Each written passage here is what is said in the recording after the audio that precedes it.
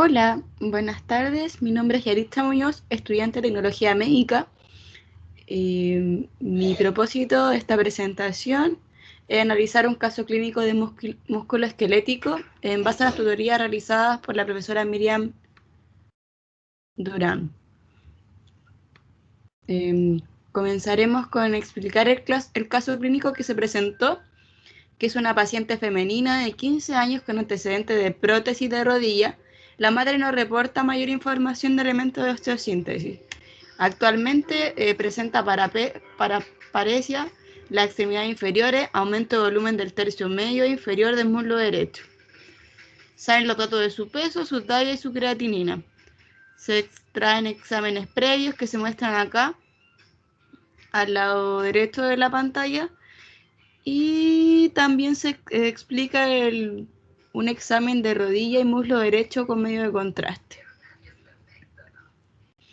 El posible diagnóstico médico lo vamos a ver al final después de analizar todas las secuencias. Las secuencias que se analizaban en este examen comienzan con plano coronal en la potenciación T1, que es una secuencia turbo-spin-eco, idealmente para el sistema musculoesquelético, ya sea por la buena resolución espacial que estas presentan, estas secuencias, y además de que no presentan inhomogeneidades del campo. Aquí podemos explicar que se visualiza una caída abrupta de la señal desde el tercio medio a distal en fémur derecho con respecto al músculo. La prótesis se visualiza con bordes definidos, pero un poco difusos. Metales precisan más rápido, por eso se visualizan tan hipointensos. El coronal T2 STIR que tenemos acá está potenciado en T2. La secuencia de base es turboespineco con inversión. Esta se llama STIR y sin herramientas complementarias. Se visualiza una hiperintensidad de carácter heterogénea desde el tercio medial a tercio distal del fémur derecho en comparación con el mismo tejido óseo de este. Sugiere un proceso patológico como infección o edema. ¿Qué queremos destacar aquí? Que el STIR se usa un pulso refasador que más o menos será el tiempo de relajación de la grasa, entonces inespecífico. Se utiliza este modelo y no el FATSAT, ya que el FATSAT es una técnica espectral y específica para saturar grasa, lo que significa que quedaría una imagen muy borrosa y con muchas complicaciones de visualizar por las inhomogeneidades del campo. Entonces, como estaba diciendo, el STIR, como tiene pulsos refasadores, mejora mucho lo que es haciendo muy homogénea la imagen. Al ser turboespineco, mejora mucho la homogeneidad de la imagen en sí. Las otras imágenes que se ven acá son coronal, el coronal turboespineco en T1 y el coronal turboespineco en T2 STIR igual. Acá se puede visualizar en qué parte localizada está la imagen que hemos seleccionado para visualizar. A simple vista, en el corte coronal turboespineco T1 se visualizan diferencias de señales en la misma lesión. Existen zonas de aumento de la señal y de decaimiento. Es una lesión heterogénea, hipointensa con respecto a la grasa subcutánea, bordes definidos pero difusos. En cambio, en el STIR se visualiza la misma lesión hiperintensa con respecto al músculo, bordes definidos de gran tamaño ubicada en el tercio distal del fémur derecho, por anterior con diferencias de intensidades en su señal. Aquí se sigue recalcando que existe una sospecha de un proceso patológico, ya sea infección o edema. Acá visualizamos los cortes axiales, turboespineco en T1 y axial turboespineco en T2, consecuencia de inversión y saturación grasa STIR.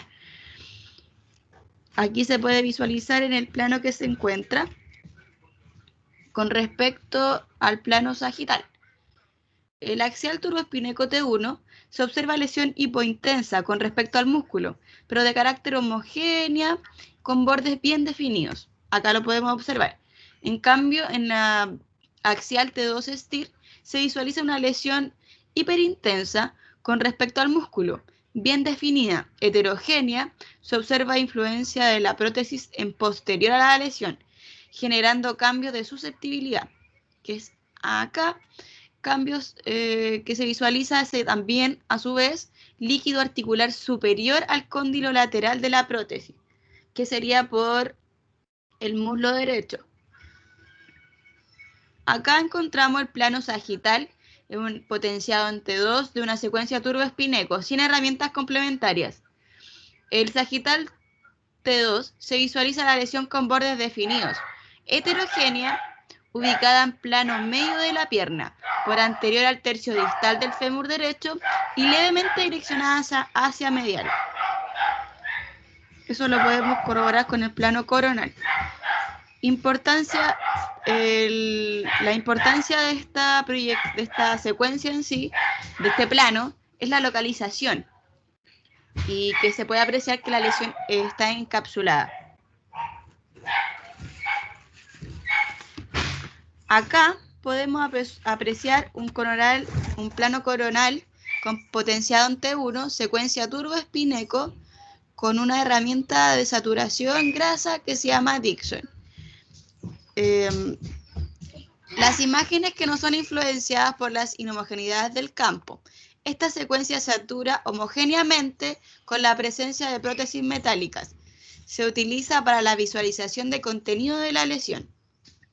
Acá podemos ver cómo se ve un plano coronal potenciado en T1, secuencia Fa gradiente incoherente, fuera de fase y dentro de fase.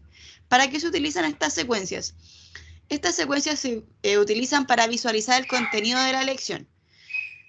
Si no existe cambio entre la secuencia dentro y fuera de fase, se dice que la lesión en sí no sugiere contenido graso.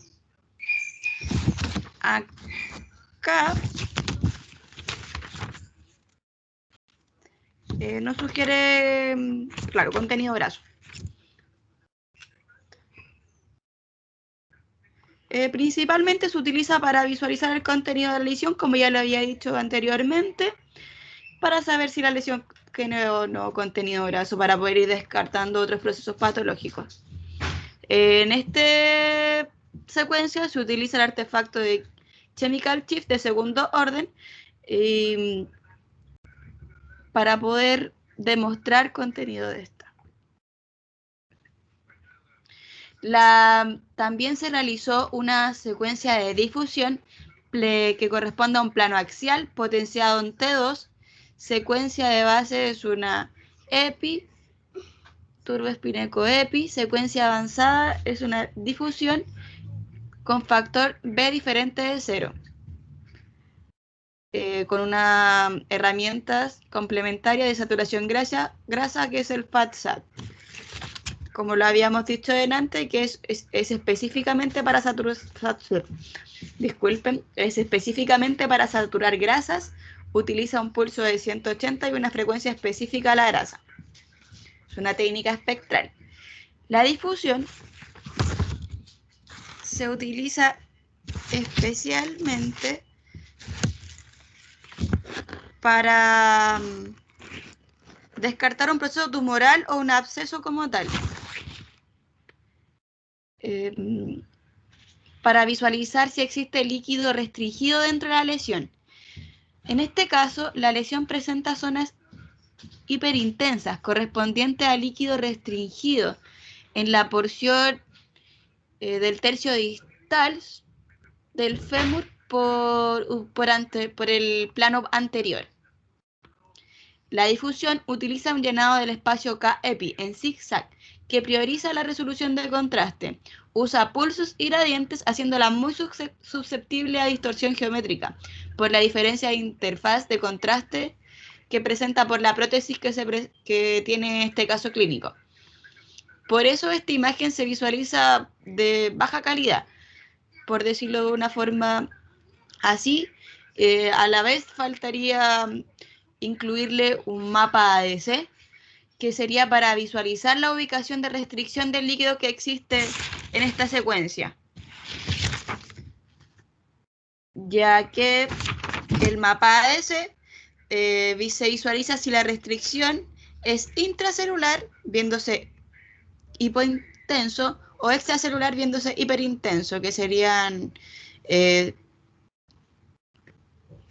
datos relevantes para poder diferenciar procesos patológicos como un tumor de un quiste o de un absceso.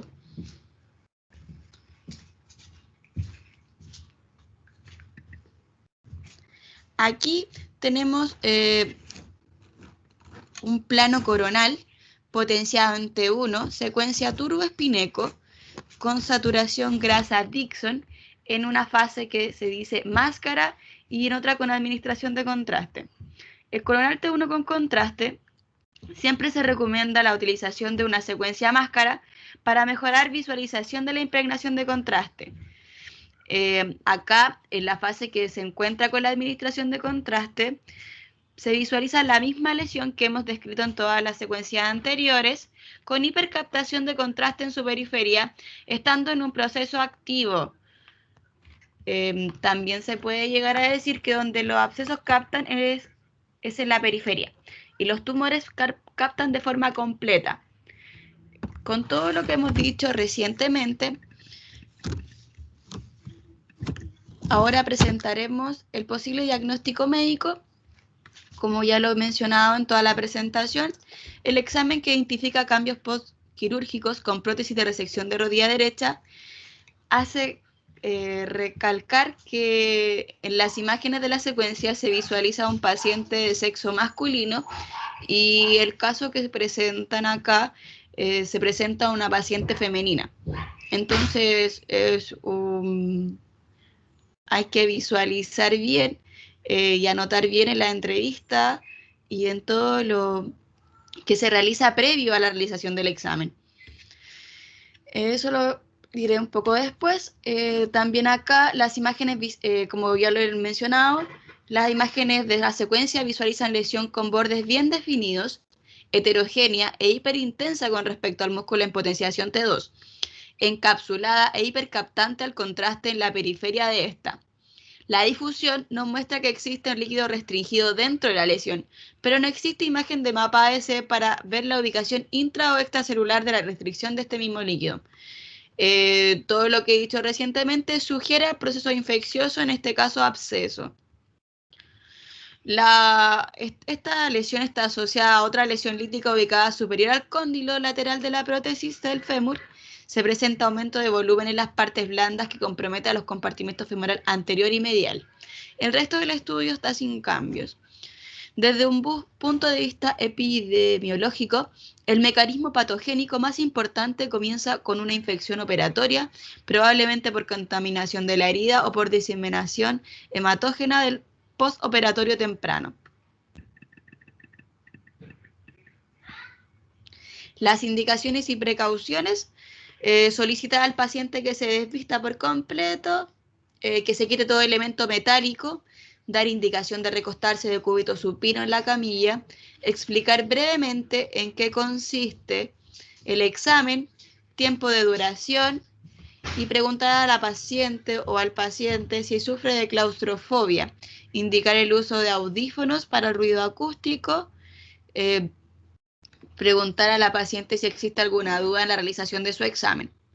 Las precauciones que debemos tomar son con el elemento de osteosíntesis, ver y corroborar que sea compatible con resonancia magnética y tener las consideraciones por calentamiento máximo del dispositivo, ya que es casi lineal proporcionalmente a su longitud. Las consideraciones éticas: que la paciente es menor de edad, por lo tanto debe tener una persona mayor de edad que esté a cargo de ella para la realización del examen.